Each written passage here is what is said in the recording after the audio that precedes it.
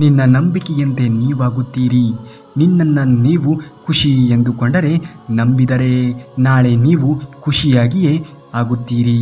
ಯಾರು ಸಿದ್ಧತೆಯಲ್ಲಿ ಸೋಲುತ್ತಾರೆಯೋ ಅವರು ಸೋಲಿಗೆ ಸಿದ್ಧರಾಗಬೇಕಾಗುತ್ತದೆ. ಜೀವನ ಎನ್ನುವುದು ಕಠಿಣವಾಗಿರ್ತಕ್ಕಂತಹ ಸತ್ಯ. ಧೈರ್ಯವಾಗಿ ಅದನ್ನು ಎದುರಿಸಿ ನಿಮ್ಮ ಮಾರ್ಗದಲ್ಲಿ ಮುಂದುವರಿಯಿರಿ. ಅದು ಅಭೇದ್ಯವಾಗಿರಬಹುದು, ಆದರೆ ಆತ್ಮ ಅದಕ್ಕಿಂತಲೂ ಕೂಡ ಬಲಯುತವಾಗಿರುವುದು.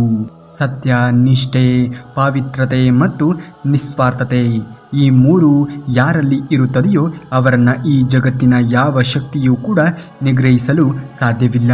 ಇವುಗಳಿಂದ ಸಂಪನ್ನನಾದವನು ಇಡೀ ಜಗತ್ತಿನ ವಿರೋಧವನ್ನ ಎದುರಿಸಬಲ್ಲ. ಮೊದಲು ನಾವು ದೇವರಾಗಬೇಕು, ನಂತರ ಮತ್ತೊಬ್ಬರನ್ನ ದೇವರಾಗಿಸಬೇಕು. ಮಾನವ ತನ್ನ ಜೀವನವನ್ನು ಎಷ್ಟು ಉತ್ತಮವಾಗಿ ನಡೆಸುತ್ತಾನೆ ಎಂದರೆ ಆತನ ಶುದ್ಧ ಭಾವನೆಗಳೆಂಬ ಆಮ್ಲಜನಕವನ್ನು ಎಷ್ಟರ ಮಟ್ಟಿಗೆ ಹೀರುತ್ತಾನೆಯೋ ಅಷ್ಟರ ಮಟ್ಟಿಗೆ ಪರಿಶುದ್ಧವಾಗಿ ಬದುಕಬಲ್ಲ. ಬದುಕಿನಲ್ಲಿ ಗೆಲುವು ಗಳಿಸಲು ಪ್ರಚಂಡವಾಗಿರ್ತಕ್ಕಂತಹ ಇಚ್ಛಾಶಕ್ತಿ ಇರಬೇಕು. ಹಾಗೆಯೇ ಕರ್ತವ್ಯ ನಿಷ್ಠೆಯೂ ಕೂಡ ಇರಬೇಕಾಗುತ್ತದೆ. ಮನುಷ್ಯ ಎಲ್ಲೆಡೆ ಜಯಶಾಲಿಯಾಗ ಬಯಸುತ್ತಾನೆ, ಆದರೆ ತನ್ನ ಮಕ್ಕಳಿಂದ ಅವನು ಸೋಲನ್ನ ಬಯಸುತ್ತಾನೆ. ನೀನು ಸರಿಯಾಗಿ ಇರುವಾಗ ಏಕೆ ತಲೆಕೆಡಿಸಿಕೊಳ್ಳಬೇಕು? ಅಂತಹ ಸನ್ನಿವೇಶ ಬರಲಿ, ಅದು ಇತರರಿಗೆ ಅನ್ಯಾಯವೆಂದು ಅಪ್ರಿಯವೆಂದು ತೋರಬಹುದು, ಆದರೆ ನೀನು ಮಾತ್ರ ಸತ್ಯ ನಿಷ್ಠೆಯಿಂದ ಜೀವನವನ್ನ ಮಾಡು. ವಿದ್ಯೆ ಕಲಿಸದ ತಂದೆ, ಬಿದ್ದಿರಲು ಬಂದು ನೋಡದೇ ಇರುವಂತಹ ತಾಯಿ, ಶುದ್ಧ ವೈರಿಗಳು, ಕೊಟ್ಟಿದ್ದು ತನಗೆ ಬಚ್ಚಿಟ್ಟಿದ್ದು ಪರರಿಗೆ. ನಾವು ಒಬ್ಬರಿಂದ ಹಾಕಿರುವಂತಹ ಕಣ್ಣೀರು, ನಾವು ಪಟ್ಟಿರುವಂತಹ ವೇದನೆ ನಿಜಾನೇ, ಆದರೆ ಆ ಭಗವಂತನೇ ಕಾಲಕ್ಕೆ ಸರಿಯಾಗಿ ತಪ್ಪದೆ ಬುದ್ಧಿಯನ್ನ ಕಲಿಸುತ್ತಾನೆ. ಸ್ವಲ್ಪ ತಾಳ್ಮೆ ಎನ್ನುವುದು ಇರಬೇಕಾಗುತ್ತದೆ. ಬದುಕು ನಿಧಾನವಾಗಿ ಪಾಠವನ್ನ ಕಲಿಸುತ್ತದೆ. ನಿನ್ನತನವನ್ನ ಅಡವಿಟ್ಟು ಯಾರನ್ನೂ ಕೂಡ ನೀನು ಪ್ರೀತಿಸುವಂತಹ ಅಗತ್ಯವಿಲ್ಲ. ಏಕೆಂದರೆ ಇಲ್ಲಿ ಯಾರು ಯಾರಿಗೂ ಕೂಡ ಅನಿವಾರ್ಯವಲ್ಲ. ಸ್ವಲ್ಪ ಜನ ನಿಮ್ಮನ್ನ ಇಷ್ಟಪಡುತ್ತಾರೆ, ಇನ್ನು ಸ್ವಲ್ಪ ಜನ ಇಷ್ಟಪಟ್ಟವರಂತೆ ನಟಿಸುತ್ತಾರೆ, ಇನ್ನೂ ಸ್ವಲ್ಪ ಜನ ತಮ್ಮ ಅವಶ್ಯಕತೆಗಳಿಗಾಗಿ ಬಳಸಿಕೊಳ್ಳುತ್ತಾರೆ. ಇಷ್ಟೇ ಈ ಜೀವನ. ಹಾಗಾಗಿ ಯಾರ ಮೇಲೆಯೂ ಕೂಡ ಅವಲಂಬನೆಯಾಗಿ ಜೀವನವನ್ನ ಮಾಡುವುದಕ್ಕೆ ಹೋಗಲೇಬಾರದು. ಭೂಮಿಯು ಪ್ರತಿಯೊಂದು ಚರಾಚರಗಳಲ್ಲಿಯೂ ಕೂಡ ನಾನಿದ್ದೇನೆ, ನಿನ್ನ ಸುತ್ತಲಿನ ಬದುಕು ಸಂಪೂರ್ಣವಾಗಿ ಪವಾಡಗಳಿಂದಲೇ ತುಂಬಿದೆ, ಅವುಗಳನ್ನು ಕಂಡು ಖುಷಿಪಡು. ನಿನ್ನ ಕರ್ಮಕ್ಕೆ ತಕ್ಕ ರೀತಿಯ ಪ್ರತಿಫಲವನ್ನು ನಾನು ಕೊಡುತ್ತೇನೆ ಎಂದು ಹೇಳುತ್ತಾನೆ ಭಗವಾನ್ ಶ್ರೀಕೃಷ್ಣ ಪರಮಾತ್ಮ. ನೊಂದುಕೊಳ್ಳಬೇಡ, ದೇವರಿದ್ದಾನೆ. ಆದಷ್ಟು ಬೇಗ ನಿನ್ನ ಈ ಕೆಟ್ಟ ಸಮಯ ಬದಲಾಗುತ್ತದೆ. ತಾಳ್ಮೆಯಿಂದಾಗಿರು, ಕಣ್ಣೀರು ಹಾಕಬೇಡ. ನಿನ್ನ ಕಣ್ಣೀರಿನ ಪ್ರತಿ ಹನಿಗೆ ಉತ್ತರವನ್ನ ಭಗವಂತ ಕೊಡುತ್ತಾನೆ. ಕಳೆದು ಹೋದ ಒಳ್ಳೆಯ ಸಮಯ ಜೀವನದಲ್ಲಿ ನೆನಪಾಗಿ ಉಳಿಯುತ್ತದೆ, ಆದರೆ ಕಳೆದು ಹೋದ ಕೆಟ್ಟ ಸಮಯ ಜೀವನದಲ್ಲಿ ಒಂದು ಪಾಠವನ್ನು ಕಲಿಸಿ ಹೋಗುತ್ತದೆ. ಒಂದು ಕಲ್ಲು ಒಂದು ಬಾರಿ ಮಾತ್ರ ಮಂದಿರಕ್ಕೆ ಹೋಗುತ್ತದೆ, ಹೋಗಿ ಅದು ದೈವತ್ವವನ್ನು ಪಡೆದುಕೊಳ್ಳುತ್ತದೆ. ಆದರೆ ಪ್ರತಿ ಬಾರಿಯೂ ಕೂಡ ಮಂದಿರಕ್ಕೆ ಹೋಗುವಂತಹ ಮನುಷ್ಯನು ಮಾತ್ರ ಜೀವನದ ಉದ್ದಕ್ಕೂ ಕಲ್ಲಾಗಿಯೇ ಉಳಿದು ಬಿಡುತ್ತಾನೆ. ಭಗವದ್ಗೀತೆಯಲ್ಲಿ 18 ಅಧ್ಯಾಯಗಳು 770 ಶ್ಲೋಕಗಳನ್ನು ಒಳಗೊಂಡಿದೆ. ಅದರಲ್ಲಿನ ಧರ್ಮೋಪದೇಶಗಳು ಮನುಷ್ಯರನ್ನ ಉತ್ತಮ ವ್ಯಕ್ತಿಯನ್ನಾಗಿ ರೂಪಿಸಲು ಸಹಕಾರಿಯಾಗಿದೆ. ಅದರಲ್ಲಿನ ಅಂಶಗಳನ್ನು ಜೀವನದಲ್ಲಿ ಅಳವಡಿಸಿಕೊಂಡಾಗ ಶಾಂತಿ, ನೆಮ್ಮದಿ ಹಾಗೂ ಅನ್ಯೋನ್ಯವಾಗಿ ಬಾಳಿ ಬದುಕಬಹುದಾಗಿರುತ್ತದೆ. ಹಾಗಾಗಿ ಜೀವನದಲ್ಲಿ ಒಮ್ಮೆಯಾದರೂ ಭಗವದ್ಗೀತೆಯನ್ನು ಪಠನೆ ಮಾಡುವುದನ್ನು ಕಲಿತುಕೊಳ್ಳಿ. ಮನುಷ್ಯನಿಗೆ ಕೆಟ್ಟ ಸಹವಾಸ ಕಲ್ಲಿದ್ದಲು ಇದ್ದಂತೆ. ಕಲ್ಲಿದ್ದಲು ಬಿಸಿಯಾಗಿ ಇದ್ದಾಗ ಕೈಗಳನ್ನು ಸುಡುತ್ತದೆ, ತುಂಬ ತಣ್ಣಗೆ ಇದ್ದಾಗ ಕೈಗಳನ್ನು ತಂಪಾಗಿಸುತ್ತದೆ. ನೀವು ಏನಾದರೂ ಸಾಧನೆ ಮಾಡಲು ಹೊರಟಿದ್ದರೆ, ಏನೇ ಕೆಲಸ ಮಾಡಿದರೂ ಕೂಡ ನಂಬಿಕೆಯಿಂದ ಮಾಡಿ. ಆಗ ಮಾತ್ರ ನೀವು ಯಶಸ್ಸಿನ ಹಾದಿಯಲ್ಲಿ ಮುಂದೆ ನಡೆಯುವುದಕ್ಕೆ ಸಾಧ್ಯವಾಗುವುದು. ಧರ್ಮದ ಏಟು ತುಂಬಾ ಭಯಂಕರವಾಗಿ ಇರುತ್ತದೆ. ನಾವು ಸಂಗ್ರಹಿಸಿ ಇರುವಂತಹ ಪುಣ್ಯ ಯಾವಾಗ ನಮ್ಮ ಬಳಿಯಲ್ಲಿ ಮುಗಿದು ಹೋಗುತ್ತದೆ ಎನ್ನುವುದನ್ನು ಹೇಳುವುದಕ್ಕೆ ಸಾಧ್ಯವಿಲ್ಲ. ಆದ್ದರಿಂದ ಯಾರೊಂದಿಗೂ ಕೂಡ ಮೋಸವಾಗಲಿ, ಕಪಟವಾಗಲಿ, ವಂಚನೆಯಾಗಲಿ ಮಾಡಿ ಬದುಕುವುದಕ್ಕೆ ಹೋಗಲೇಬಾರದು. ಬದುಕು ಎನ್ನುವುದು ನಿಧಾನವಾಗಿ ನಮ್ಮನ್ನ ಪಾಠದ ಎಡೆಗೆ ಕರೆದುಕೊಂಡು ಹೋಗುತ್ತದೆ. ನಿನ್ನ ತನವನ್ನ ಅಡವಿಟ್ಟು ಯಾವುದೇ ಕಾರಣಕ್ಕೂ ಕೂಡ ಇತರೆ ವ್ಯಕ್ತಿಗಳನ್ನು ಪ್ರೀತಿಸುವಂತಹ ಅಗತ್ಯವೇ ಇಲ್ಲ. ಜೀವನದಲ್ಲಿ ನಾವು ಒಬ್ಬ ಮನುಷ್ಯನಾಗಿ ಒಳ್ಳೆಯ ರೀತಿಯಲ್ಲಿ ನಡೆದುಕೊಳ್ಳಬೇಕಾಗಿರುವಂತಹ 4 ವಿಚಾರಗಳನ್ನು ಜೀವನದಲ್ಲಿ ನೆನಪಿನಲ್ಲಿ ಇಟ್ಟುಕೊಳ್ಳಬೇಕು. ಅದರಲ್ಲಿ ಮೊದಲನೆಯದು, ನಮ್ಮನ್ನು ನಂಬಿದವರಿಗೆ ಮೋಸವನ್ನು ಯಾವುದೇ ಕಾರಣಕ್ಕೂ ಯಾವುದೇ ಸಂದರ್ಭಗಳಲ್ಲಿಯೂ ಕೂಡ ನಾವು ಮಾಡಲೇಬಾರದು. ಇನ್ನು ಎರಡನೆಯದು, ನಮ್ಮನ್ನು ಪ್ರೀತಿಸುವವರನ್ನು ಎಂದಿಗೂ ಕೂಡ ನಾವು ಕೈ ಬಿಡಬಾರದು. ಅವರಿಗೆ ಅತ್ಯಂತ ಆತ್ಮೀಯರಾಗಿ ಜೀವನವನ್ನು ನಡೆಸಬೇಕು. ಅವರು ನಮ್ಮ ಮೇಲೆ ಇಟ್ಟಿರುವಂತಹ ಪ್ರೀತಿ ಎಂದಿಗೂ ಕೂಡ ಕಡಿಮೆ ಆಗದೇ ಇರುವ ರೀತಿಯಲ್ಲಿ ನಾವು ನೋಡಿಕೊಳ್ಳಬೇಕು. ಇನ್ನು ಮೂರನೆಯದು, ನಮ್ಮ ಅಗತ್ಯವಿದೆ ಎಂದು ಗೊತ್ತಾದ ಮೇಲೆ ತಪ್ಪಿಸಿಕೊಂಡು ಯಾವುದೇ ಕಾರಣಕ್ಕೂ ಕೂಡ ಯಾವುದೇ ಸ್ಥಳದಿಂದ ಓಡಿ ಹೋಗಬಾರದು.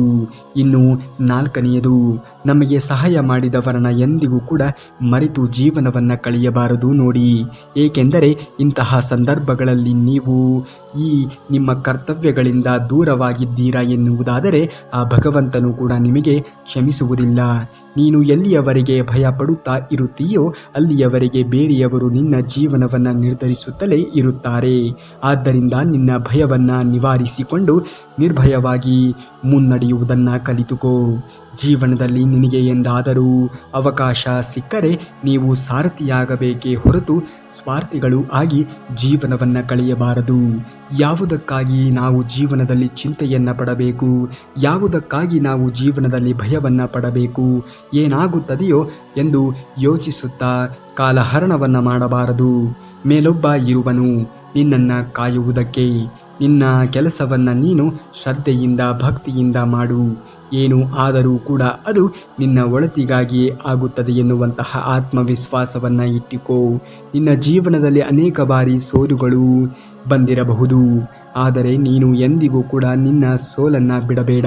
ಎಷ್ಟೇ ಬಾರಿ ನೀನು ಬಿದ್ದರೂ ಕೂಡ ಮತ್ತೆ ಮತ್ತೆ ಎದ್ದು ನಿಲ್ಲು. ಮುಂದೊಂದು ದಿನ ನಿನ್ನ ಸೋಲುಗಳೇ ನಿನ್ನ ಗೆಲುವಿಗೆ ಸ್ಫೂರ್ತಿಯನ್ನ ನೀಡುತ್ತದೆ. ಕೆಲಸದ ಒತ್ತಡದ ನಡುವೆಯೂ ಕೂಡ ನಿಮ್ಮ ಆತ್ಮೀಯರಿಗಾಗಿ ಸ್ವಲ್ಪ ಸಮಯವನ್ನ ಕೂಡಿ ಇಡಿ. ಇಲ್ಲವಾದರೆ ನೀವು ಬಿಡುವಾಗಿ ಇದ್ದಾಗ ಮಾತನಾಡುವುದಕ್ಕೆ ಅಥವಾ ನಿಮ್ಮ ಸಮಯಕ್ಕೆ ಅನುಗುಣವಾಗಿ ಅವರನ್ನು ಭೇಟಿಯಾಗುವುದಕ್ಕೆ ಯಾರೂ ಕೂಡ ಆತ್ಮೀಯರು ಎನಿಸಿಕೊಂಡಿರುವವರು ಯಾರೂ ಕೂಡ ಇಲ್ಲದಂತೆ ಆಗಬಹುದು. ಕರ್ಮ ಎನ್ನುವುದು ಹೇಳುತ್ತದೆ, ಇಂದು ನೀನು ಏನನ್ನ ಮಾಡುತ್ತೀಯೋ, ಏನನ್ನ ಕೊಡುತ್ತೀಯೋ ಅದನ್ನೇ ಮುಂದು ಒಂದು ದಿನ ನೀನು ನಿನಗೆ ಹಿಂತಿರುಗಿಸಿಕೊಳ್ಳುತ್ತೀಯಾ. ಹಾಗಾಗಿ ಸದಾ ಇತರರಿಗೆ ಕೊಡುವ ಮೊದಲು ಒಳ್ಳೆಯದನ್ನು ಕೊಡಿ, ಒಳ್ಳೆಯದನ್ನು ಬಯಸಿ. ಆಗ ನಿನ್ನ ಜೀವನದಲ್ಲಿಯೂ ಕೂಡ ಒಳ್ಳೆಯದೇ ಆಗುವುದು.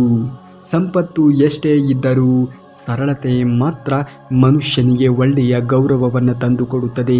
ಏಕೆಂದರೆ ಸಂಪತ್ತಿಗೆ ಬೆಲೆ ಕಟ್ಟಬಹುದು, ಆದರೆ ಸರಳತೆಗೆ ಬೆಲೆಯನ್ನು ಕಟ್ಟುವುದಕ್ಕೆ ಸಾಧ್ಯವೇ ಇಲ್ಲ. ಎಲ್ಲರಿಗೂ ಕೂಡ ಅವರವರ ಸ್ವಾರ್ಥ ಮಾತ್ರ ಮುಖ್ಯವಾಗುತ್ತದೆ. ಬೇರೆಯವರ ಇಷ್ಟ ಕಷ್ಟಗಳು ಯಾರಿಗೂ ಕೂಡ ಬೇಡ ಇಲ್ಲಿ. ಹಾಗೆಯೇ ಕೆಲವು ಸಂಬಂಧಗಳು ಜೋಡಿಸುತ್ತಾ ಹೋದಂತೆ ಒಡೆಯುತ್ತಾ ಹೋಗುತ್ತದೆ. ಆಗಿ ಹೋಗಿರುವುದನ್ನು ಸರಿಪಡಿಸುವುದಕ್ಕೆ ಪ್ರಯತ್ನವನ್ನ ಪಡಲೇಬೇಡಿ. ಏಕೆಂದರೆ ಅದು ಎಂದಿಗೂ ಕೂಡ ಸಾಧ್ಯವಾಗದೇ ಇರುವಂತಹ ಕೆಲಸ. ಹಾಗಾಗಿ ಸರಿಯಾದ ರೀತಿಯಲ್ಲಿ ಯೋಚನೆಯನ್ನ ಮಾಡಿ ಮುಂದಿನ ನಿರ್ಧಾರವನ್ನು ತೆಗೆದುಕೊಳ್ಳಿ. ಆಗ ಮಾತ್ರ ಮುಂದೆ ನಿಮ್ಮ ಜೀವನ ಎನ್ನುವುದು ಸರಿಯಾಗಿ ರೂಪಿತವಾಗುವುದಕ್ಕೆ ಸಾಧ್ಯವಾಗುವುದು. ನೀವು ವ್ಯರ್ಥವಾಗಿ ಕಳೆಯುವಂತಹ ಪ್ರತಿಯೊಂದು ಸಮಯವೂ ಕೂಡ ಭವಿಷ್ಯದಲ್ಲಿ ನಿಮ್ಮನ್ನು ನಿಮ್ಮ ಗುರಿಯಿಂದ ದೂರ ಮಾಡುತ್ತದೆ. ಹಾಗಾಗಿ ಸಮಯವನ್ನು ಯಾವುದೇ ಕಾರಣಕ್ಕೂ ಕೂಡ ವ್ಯರ್ಥ ಮಾಡುವುದಕ್ಕೆ ಹೋಗಬೇಡಿ. ನಾಳೆ ಮಾಡಿದ್ದರಾಯಿತು, ನಾಡಿದ್ದು ಮಾಡಿದ್ದರಾಯಿತು ಎನ್ನುವುದಾಗಿ ನಿಮ್ಮ ಯೋಜನೆಗಳನ್ನು ಮುಂದೆ ದೂಡುತ್ತಾ ಹೋಗಲೇಬೇಡಿ. ನಾಳೆ ಮಾಡಬೇಕಾಗಿರುವಂತಹ ಕೆಲಸವನ್ನು ಇಂದು ಮಾಡುತ್ತೇನೆ, ಇಂದು ಮಾಡಬೇಕಾಗಿರುವಂತಹ ಕೆಲಸವನ್ನು ಈ ಕ್ಷಣದಿಂದಲೇ ಪ್ರಾರಂಭ ಮಾಡುತ್ತೇನೆ ಎನ್ನುವಂತಹ ಹಠವಾಗಲಿ, ಧೈರ್ಯವಾಗಲಿ, ಆತ್ಮಸ್ಥೈರ್ಯವಾಗಲಿ, ನಂಬಿಕೆಯಾಗಲಿ ನಿಮ್ಮಲ್ಲಿ ಇರಬೇಕು. ಕೆಟ್ಟ ಜನ ಯಾವಾಗಲೂ ಕೂಡ ನೀನು ಸೋಲಲೇಬೇಕೆಂದು ಕಾಯುತ್ತಾ ಇರುತ್ತಾರೆ. ಆದರೆ ನೀನು ಸೋಲಿನಲ್ಲಿಯೂ ಕೂಡ ನಗುವುದನ್ನು ಕಲಿತು ಬಿಡು, ಆಗ ಅವರೇ ನಿನ್ನ ಕಣ್ಣೆದುರು ಸೋಲುತ್ತಾರೆ. ಒಳ್ಳೆಯವರ ಶಾಪ ಒಳ್ಳೆಯದಲ್ಲ. ಕೆಟ್ಟವರು ಕೆಟ್ಟದ್ದನ್ನು ಮಾಡುವುದಕ್ಕೆ ಶುರು ಮಾಡಿದರೆ ಬರೀ ಕೆಟ್ಟದ್ದೇ ಆಗಬಹುದು ಅಷ್ಟೇ. ಆದರೆ ಒಳ್ಳೆಯವರು ಕೆಟ್ಟದ್ದನ್ನು ಮಾಡುವುದಕ್ಕೆ ಶುರು ಮಾಡಿದರೆ ಅದು ಭಯಂಕರವಾಗಿ ಇರುತ್ತದೆ. ಒಳ್ಳೆಯವರಿಗೆ ಆಗಿರುವಂತಹ ಮೋಸಕ್ಕೆ ಭಗವಂತನೇ ಉತ್ತರವನ್ನು ಕೊಡುತ್ತಾನೆ. ನಾವು ತಾಳ್ಮೆಯನ್ನು ಜೀವನದಲ್ಲಿ ತೆಗೆದುಕೊಂಡು ಕಾದು ನೋಡಬೇಕು ಅಷ್ಟೇ. ಒಂದು ವೇಳೆ ನಾವು ಅದೃಷ್ಟವಂತ ವ್ಯಕ್ತಿಯಾಗಿದ್ದರೆ ಅದನ್ನೆಲ್ಲವನ್ನು ಕೂಡ ಕಣ್ಣಾರೆಯೇ ನೋಡುತ್ತೇವೆ. ಒಬ್ಬ ವ್ಯಕ್ತಿಗೆ ನಿಮ್ಮ ಮೇಲೆ ನಂಬಿಕೆ, ವಿಶ್ವಾಸ, ಕರುಣೆ, ಪ್ರೀತಿ ಬಂದಿದೆ ಅಂದರೆ ಅದು ಹಣ, ಆಸ್ತಿ, ಅಂತಸ್ತು, ಸೌಂದರ್ಯದಿಂದ ಬರುವುದಿಲ್ಲ. ನಿಮ್ಮ ಮಾತಿನಿಂದ, ನಿಮ್ಮ ಗುಣದಿಂದ, ನಿಮ್ಮ ನಡತೆಯಿಂದ, ನೀವು ಜೀವನದಲ್ಲಿ ಇಟ್ಟುಕೊಂಡಿರುವಂತಹ ಸಂಸ್ಕಾರದಿಂದ ಬಂದಿರುತ್ತದೆ. ಕೊಟ್ಟ ಮಾತಿಗೆ ಬದ್ಧರಾಗಿ ಇರಿ. ಆದರೆ ಕಣ್ಣೆದುರಿಗೆ ತಪ್ಪು ನಡೆಯುವಾಗ ಅವರ ವಿರುದ್ಧ ಪ್ರತಿಧ್ವನಿಸಿ. ಏಕೆಂದರೆ ಪ್ರತಿಜ್ಞೆಗಿಂತ ತಪ್ಪು ನಡೆಯದಂತೆ ನೋಡಿಕೊಳ್ಳುವುದೇ ನಿಜವಾದ ಧರ್ಮ. ಧರ್ಮಕ್ಕಿಂತ ಜಗತ್ತಿನಲ್ಲಿ ಶ್ರೇಷ್ಠವಾದದ್ದು ಯಾವುದು ಕೂಡ ಇಲ್ಲ. ನೀವು ಧರ್ಮವನ್ನು ರಕ್ಷಣೆ ಮಾಡಿದರೆ ಧರ್ಮ ಖಂಡಿತವಾಗಿಯೂ ಕೂಡ ನಿಮ್ಮನ್ನು ರಕ್ಷಣೆ ಮಾಡುತ್ತದೆ. ಈ ಮಾತನ್ನು ಎಂದಿಗೂ ಕೂಡ ಮರೆಯಬಾರದು. ಗಡಿಯಾರ ನಮ್ಮದಾದರೂ ಕೂಡ ಸಮಯ ಎನ್ನುವುದು ನಮ್ಮದಾಗುವುದಿಲ್ಲ. ಹಾಗೆಯೇ ಜೀವನದಲ್ಲಿ ಎಲ್ಲರೂ ನಮ್ಮವರಂತೆ ಕಂಡರೂ ಕೂಡ ನಮ್ಮವರಾಗಿ ಇರುವುದಿಲ್ಲ. ಆ ಕ್ಷಣಕ್ಕೆ, ಆ ಸಮಯಕ್ಕೆ ನಮ್ಮವರು ಎನ್ನುವಂತೆ ನಾಟಕವನ್ನು ಆಡುತ್ತಾರೆ. ಇನ್ನೊಬ್ಬರಿಗೆ ಕೆಸರು ಎರಚಲು ಹೋದರೆ ಮೊದಲು ನಿಮ್ಮ ಕೈಗೆ ಕೆಸರಾಗುವುದು. ಅದೇ ಇನ್ನೊಬ್ಬರಿಗೆ ಗಂಧವನ್ನು ಹಚ್ಚಲು ಹೋದರೆ ಮೊದಲು ನಿಮ್ಮ ಕೈಗೆ ಗಂಧವಾಗುವುದು. ನೀವು ಜೀವನದಲ್ಲಿ ತಿಳಿದುಕೊಳ್ಳಿ, ಇನ್ನೊಬ್ಬರಿಗೆ ಕೆಸರನ್ನು ಎರಚುತ್ತೀರೋ ಇನ್ನೊಬ್ಬರಿಗೆ ಗಂಧವನ್ನು ಎರಚುತ್ತೀರೋ ಎಂದು. ಆಯ್ಕೆ ಎನ್ನುವುದು ನಿಮ್ಮ ಕೈಯಲ್ಲಿದೆ. ಜೀವನ ಯಾವಾಗಲೂ ಕೂಡ ಒಂದೇ ರೀತಿಯಾಗಿ ಇರುವುದಕ್ಕೆ ಸಾಧ್ಯವೇ ಇಲ್ಲ. ನಾವು ಊಹೆಯನ್ನು ಕೂಡ ಮಾಡಿರದೇ ಇರುವಂತಹ ತಿರುಳನ್ನು ನಮ್ಮ ಜೀವನದಲ್ಲಿ ತಂದುಕೊಡುತ್ತದೆ. ಬಂದಿರುವಂತಹ ಎಲ್ಲ ತಿರುಳನ್ನು ನಾವು ಸಮ ಮನಸ್ಥಿತಿಯಿಂದ ಸ್ವೀಕರಿಸುತ್ತಾ ಮುಂದೆ ನಡೆಯಬೇಕು. ಏಕೆಂದರೆ ಇಲ್ಲಿ ನಾವು ಅಂದುಕೊಂಡಂತೆ ಯಾವುದು ಕೂಡ ಆಗುವುದಿಲ್ಲ. ಆಗುವುದೆಲ್ಲವನ್ನು ನಾವು ಒಪ್ಪಿಕೊಂಡು ಮುಂದೆ ನಡೆಯುತ್ತಾ ಇರಬೇಕು. ಜ್ಞಾಪಕವೇ ಇಲ್ಲದೆ ಇರುವಂತಹ ಹಿಂದಿನ ಜನ್ಮ ಇತ್ತು ಎಂದು ಹೇಗೆ ನಂಬಲು ಸಾಧ್ಯ? ನೀನು ಸಣ್ಣ ಮಗುವಾಗಿ ಇದ್ದಾಗ ಆಗಿರುವುದೆಲ್ಲ ಜ್ಞಾಪಕ ಇದೆಯಾ? ನೆನಪಿಲ್ಲದೆ ಇದ್ದರೆ ನಿನ್ನ ಬಾಲ್ಯ ವ್ಯವಸ್ಥೆ ನಡೆದೇ ಇಲ್ಲ ಎಂದು ಹೇಳುವೆಯಾ? ಇದು ಕೂಡ ಹೀಗೆಯೇ. ನಿನ್ನ ಮೆದುಳು ಹೊಸದು, ಆದರೆ ಮನಸ್ಸು ಹಿಂದಿನ ಜನ್ಮದೊಂದಿಗೆ ಸಂಬಂಧವನ್ನು ಹೊಂದಿರುತ್ತದೆ. ದಿನಕ್ಕೆ ಒಂದು ಬಾರಿಯಾದರೂ ಕೂಡ ನಾವು ಶ್ಲೋಕಗಳನ್ನು ಓದಲೇಬೇಕು. ಸಾಧ್ಯವಾಗದೇ ಇದ್ದರೆ ಅರ್ಧ ಶ್ಲೋಕವನ್ನಾದರೂ ಕೂಡ ಓದಲೇಬೇಕು. ಅದೂ ಕೂಡ ಆಗದೇ ಇದ್ದರೆ ಕಾಲು ಭಾಗ ಶ್ಲೋಕವನ್ನಾದರೂ ಓದಬೇಕು. ಅದು ಸಾಧ್ಯವಾಗದೇ ಹೋದರೆ ಒಂದು ಅಕ್ಷರವನ್ನಾದರೂ ಕೂಡ ಕಲಿಯಬೇಕು. ದಾನ, ಅಧ್ಯಯನ ಮತ್ತು ಕರ್ಮಗಳು ಇಲ್ಲದೆ ಒಂದು ದಿನವನ್ನು ಕೂಡ ಕಳೆಯಬಾರದು. ನೀನು ಯಾರನ್ನು ಕೂಡ ನಂಬಬೇಕು, ಯಾರನ್ನು ಕೂಡ ದೂರ ಮಾಡಬೇಕು ಎನ್ನುವುದು ಜೀವನ ತಾನೇ ತೋರಿಸುತ್ತದೆ. ಆ ಸಮಯ ಬರುವವರೆಗೂ ಕಾಯಲೇಬೇಕು. ದಟ್ಟ ಕಾಡಿನಲ್ಲಿಯೂ ಕೂಡ ಸೂರ್ಯ ಕಿರಣಗಳು ಭೂಮಿಯನ್ನ ಸ್ಪರ್ಶಿಸುತ್ತದೆ, ತೆರಳುವುದಿಲ್ಲ. ಹಾಗೆಯೇ ಕತ್ತಲು ತುಂಬಿರುವಂತಹ ಬದುಕಿನಲ್ಲಿ ಭರವಸೆಯ ಬೆಳಕು ಒಂದಲ್ಲ ಒಂದು ದಿನ ಬಂದೇ ಬರುತ್ತದೆ. ಕಾಯುವಂತಹ ತಾಳ್ಮೆ ಇರಬೇಕು ಅಷ್ಟೇ. ಗೌರವ ಸಿಗದೇ ಇರುವಂತಹ ಸ್ಥಳದಲ್ಲಿ ಬದುಕುವುದಕ್ಕಿಂತ ಒಂಟಿಯಾಗಿ ಬದುಕುವುದೇ ಎಷ್ಟೋ ಪಾಡು. ನೆನಪಿನಲ್ಲಿ ಇಟ್ಟುಕೊಳ್ಳಿ, ಅಗತ್ಯಕ್ಕಿಂತ ಹೆಚ್ಚು ಒಳ್ಳೆಯತನವನ್ನು ತೋರಿಸಿದರೆ ಅಗತ್ಯಕ್ಕಿಂತ ಹೆಚ್ಚು ಬಳಕೆಗೆ ಒಳಪಡುತ್ತೀರಾ. ಯಾರಿಗೂ ತುಂಬ ಹತ್ತಿರವಾಗಬೇಡಿ, ನೀವು ಅವರಿಗೆ ದೂರ ಇದ್ದರೇನೆ ಒಳ್ಳೆಯದು. ಯಾರು ನಿಮ್ಮ ಭಾವನೆಗೆ ಬೆಲೆಯನ್ನು ಕೊಡುವುದಿಲ್ಲವೋ ಅವರನ್ನು ಹುಚ್ಚರಂತೆ ಪ್ರೀತಿಸುವುದು ಮೂರ್ಖತನದ ಪರಮಾವಧಿ. ಯಾರು ನಿಮಗೆ ಕಷ್ಟ ಕೊಟ್ಟಿದ್ದಾರೆ, ಕಷ್ಟ ಅವರಿಗೂ ಕೂಡ ಬಂದೇ ಬರುತ್ತದೆ. ವಿಶ್ವಾಸವಿರಲಿ, ಅದನ್ನು ನೋಡುವಂತಹ ಅವಕಾಶ ನಿಮಗೂ ಕೂಡ ಸಿಗಬಹುದು. ನಿಮಗೆ ಬೆಲೆ ಕೊಡುವ ಜನಗಳಿಗೆ ಬೆಲೆ ಕೊಡೋಣ, ನಮಗೆ ಬೆಲೆ ಕೊಡದ ಜನಗಳಿಂದ ದೂರ ಇರೋಣ. ಏಕೆಂದರೆ ಕೆಸರಿನಲ್ಲಿ ಕಲ್ಲು ಎಸೆಯುವ ಮೂರ್ಖತನ ನಾವು ತೋರಿಸಲೇಬಾರದು. ಪ್ರತಿದಿನದ ಪ್ರಾರ್ಥನೆ. ಒಳ್ಳೆಯದನ್ನು ನೋಡುವ ಕಣ್ಣುಗಳು, ಕೆಟ್ಟದ್ದನ್ನು ಕ್ಷಮಿಸುವಂತಹ ಹೃದಯ, ಕೆಟ್ಟದ್ದನ್ನು ಮರೆಯುವಂತಹ ಮನಸ್ಸು ಮತ್ತು ಎಂದಿಗೂ ಕೂಡ ನಂಬಿಕೆಯನ್ನು ಕಳೆದುಕೊಳ್ಳದೇ ಇರುವಂತಹ ಆತ್ಮವಿಶ್ವಾಸ ಯಾವಾಗಲೂ ಕೂಡ ಪ್ರಾರ್ಥಿಸುತ್ತದೆ. ಹಣದಿಂದ ಕೊಳ್ಳಲು ಆಗದೇ ಇರುವಂತಹ ಭಾಗ್ಯಗಳು, ಗೌರವವಾಗಲಿ, ನಡತೆಯಾಗಲಿ, ನಿಷ್ಠಾಚಾರವಾಗಲಿ, ಜ್ಞಾನವಾಗಲಿ, ನಂಬಿಕೆಯಾಗಲಿ, ಸಲಹೆಯಾಗಲಿ, ನಮ್ರತೆಯಾಗಲಿ, ಪ್ರೀತಿಯಾಗಲಿ, ನೈತಿಕತೆಯಾಗಲಿ, ಇದು ಹಣದಿಂದ ಕೊಳ್ಳಲು ಆಗದೇ ಇರುವಂತಹ 9 ಭಾಗ್ಯಗಳು. ಈ ಭಾಗ್ಯಗಳನ್ನು ನೀವು ಜೀವನದಲ್ಲಿ ಅಳವಡಿಸಿಕೊಳ್ಳುವುದನ್ನು ಕಲಿತುಕೊಳ್ಳಿ. ಒಬ್ಬ ವ್ಯಕ್ತಿಯು ಕುಟುಂಬದಲ್ಲಿ ಕೋಪದಲ್ಲಿ ಏನನ್ನಾದರೂ ಹೇಳಿದರೆ ಅವನು ತನ್ನ ಪ್ರೀತಿ ಪಾತ್ರರ ನಂಬಿಕೆಯನ್ನು ಕಳೆದುಕೊಳ್ಳಬಹುದು. ಆದ್ದರಿಂದ ಮನೆಯಲ್ಲಿ ತಾಳ್ಮೆಯಿಂದ ಇರುವುದು ತುಂಬಾ ವಿಶೇಷವಾಗಿ ನೀವು ಕೋಪಗೊಂಡಾಗ.